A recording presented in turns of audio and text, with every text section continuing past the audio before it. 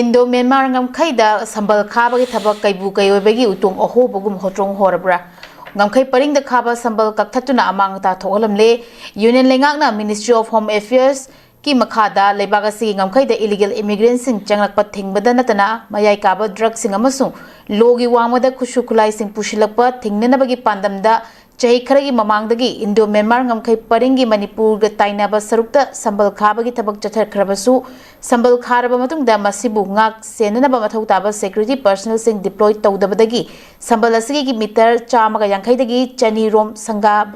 sangadaba sambal gi saruk sing kakthatuna amanga ta tholamne haire ozamasi ngarang thabak si chatharabasu mafam masida da ngak shenbagi thodang lorokliba Assam Rifles ki personnel sing su mangjong na khanghaudre haiba wafam su yawrisa swamadang su ozai bu kar mon ting phungdupi kogi kano lirin kang adalin chang bhai kano kogi thawaina thajin mama duga khanghaudana lerambadagi khangmama si tawai thabak si ta sengna koi thawaina thajin mani ko tadi kang adalin chang khana ni leina thai jabdo lin thajalaga dum lin le kang adalin helaga nungai tumama adi khanghaudana lerambadi khangmama haidari ko sigi stage yobang ambai se se sagi kaibu kayoibagi utong ohobagum no hotrong horabra ga ngasi khabar hapai ba kotor hapai se masi part namani ko part namani duna thoina ngani ngai oide kare ni ngani ngai oide ki khangni ngai oide ko adang sagi kare ni khogi kare ni kashu hena khoi mosim tangi khoina amna expose ma haning thota de manamdi somna kanda ngasagi foreigner nipa amana khogi vote leptana vote ka dana masa nupi ga maga chahi ani ga hanabai wari khoi ma leina hare ko khogi kariba elem khok kano kariba khogi kariba yam ngang ba yam haisingba khogi foreigner hokip ba bra kaino asi masa gi chahi na ni fuga ni pan masa nupi gi chahi na ni futare natra mai ga no dam yang gi baje ado khoina haibra te chi da lakse potu ni ko lan ma chuma tuwan khana ji duga masa nupi ga mapa ga chahi ani ga kani ga khenai haba jibu lirin chada lirin ju kaisu ngani ga wer mun khalle ba ko adugi stage du bok adugi stage bok ta khoi kaini kain khana da leina ka sida ngamkhai sai samban gi batang sidi kana hangni ai kham thong khara ge ha kham thong khara sum takrage tungdui ne dum kal awai haram su yari ko masi amagi khoina te khoi dum khang poni da adang sai leiri bi issue ji matang da khoi hajin ngi si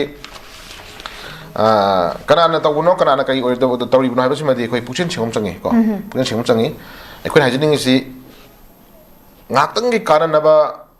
ngak tang gi oija phangna phona matamda tungi oiba adagi lakado lambi ma udaba du fataba leiko adana ngasagi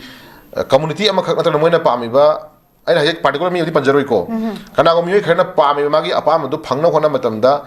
suna kanda mi me ama ko mi me ama gi thamoi shokpa natara mi me ama gi ngasagi asaw heram lambi to thawam to dudi madudi line su yaro mi su yaro adum issue jok thorkani hedari pramani aduna lairiba issue je koi kashu henangani ngai oide ko ngani ngai oide sina han besunate mamangda su post pakhom kuntare ra ko apna ra keno koi adum phone kathal mai ori legre ko ado security personnel am chala kana injilu ori legre ntra ana kathal jinga sina hamna te haidare pramani adi mamangda gi hongna sambal khabaji ka dum crime thole je khangle ra bani taraga di khabaga kupna adum observation taro yeng le bum chang haidare pramani ko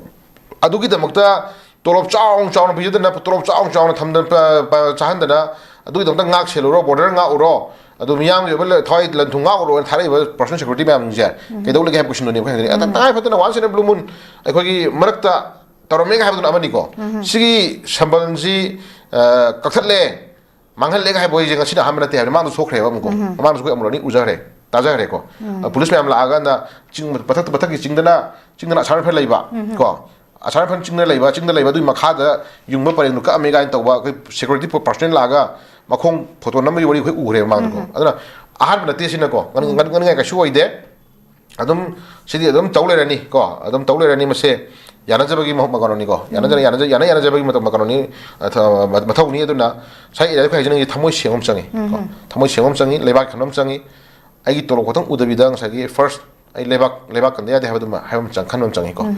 jati lebak kan bhai je ai lebak kan bhai je ai furup yam kala doguni jati yam kala doguni ko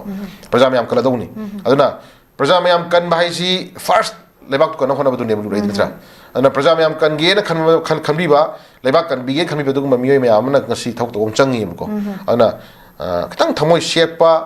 गे मोंगचन सेंग मी खर यावबुदुना सी ngami bani kasulate aduna tangai phadana khoi loina mak ekta kachin goya chinma thung usalo ha badumokti lai matlate ko adu usin mangam da bayai adu rega su post yungam ba thaw ama tarom ma phomai se amuk khoina yungam mi paring se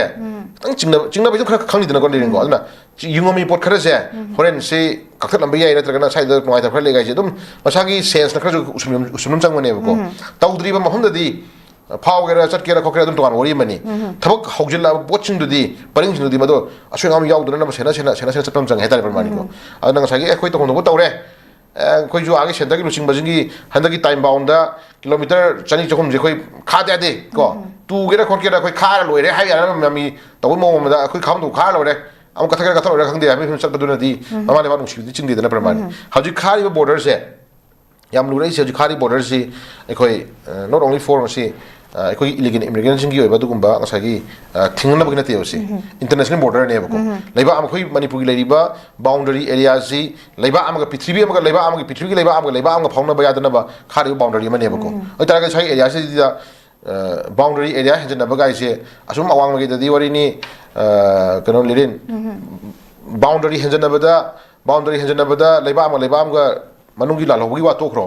लेबा की सिपाही बाउते हेंजनबदा फानरी नि पुनरी नि काबरै नित्रो Pakistan India का से border हेंजनबदा तंदा Pakistan की सिपाही का इंडिया की सिपाही का तुम काबरै नित्रो हम काबनरी नि को अदगी लुमनरी नि को देन कई के नयम तनोई हेतारे परमानी को असि एखोई इंडिया पाकिस्तान वानते थेनरबुदि हाइबो वानी को अदना तो बले बाकिन जुमाय माई बाउंडरी एरिया हेंजनबा याबा यादबा इसिंगी लंबी दबाउदा इसिंगी लंबी दबाउदा जहाज थोनरिबा दगी नेवी गमु सना हिंजे हेंजलमीगी लम हेंजलुबगी हा नम हेंजलुबगी एरेस्ट तौरेगा पुल्ला थमेगा फार थमेगा मधु मैम प्रोसेसिंग मैम संचनरी ने फॉर्मेलिटी मैम को हेंजलबी याद तौनई ने मधुना खोगी सिगी लेरिबा बाउंडरी एरिया जे खाना होना मतमदा याम नंग सगी केयरलेस वे हाइतारे चेक्शन जदब हाइतारे को सादो को अदुना सुमा याम उबजुन से कोई अदम खांगी कईगुमा पोट ऑफ पॉलिसी मदम लेब्राइ से दुना दुई वफोनी खोय हाइजि को सि थमोइ सिंगम चंगे अदुना कनागी दमकत मियंग थमिनो कनादा मियंग थमिनो कइदोबई तौरिनो कनादा कई मियंग थमिगी गाइसे अदुम तौथोरबो थौना खर खंग ngami दना को अदुगी वफमदनि थुदबो रुब लेते ने अदुना खोय साइदि येंबा यारिसि ngसागी कइ हाइनि कबु कई वई बगी उतुंग मो ओहो बगुम होत्रong होरबरा हाइसे साइदा दम मैम ने यारे को अदुम साइगी कबु कई वई बगी उतुंग ओहो बगुम होत्रong होरबरा हाइसे अदुम हा माना याना हाइतारे ने को माना याना मोंग तोरबरा पोतुनि लाइसे दुना मसि थमोइ सेगम चंगे को थमोइ सेगम चंगे हम थमजगे अदुना लेबे इशु जगे सुलेते अदुना ngani ngai oide ko ngani ngai oide au kathalakini ko makha ta absum kathalakini ko adum khoi adum haiba ngami haitare ko haiba ngami kana to ino habidum made adum khoi ai hajaisini amazu yana ba thiam no hona bada kai gumba role khradum ni dabra haiba phom duni ko aduna thoina ngani ya phom riti haiba ngai thamjagi oza mathang ko aroi basina ko gi